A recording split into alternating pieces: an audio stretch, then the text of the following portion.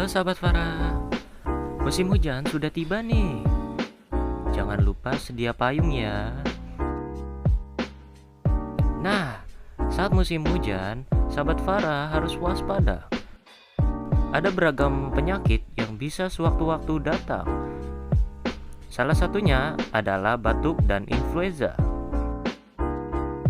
Nah, biasanya rebusan air jahe hangat dan berkumur dengan air garam bisa mengurangi keluhan batuk.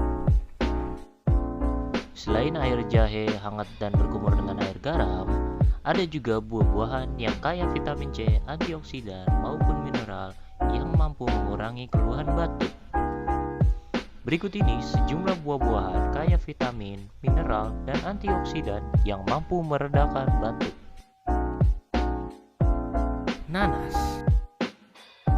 apel, lemon, kiwi, jambu biji.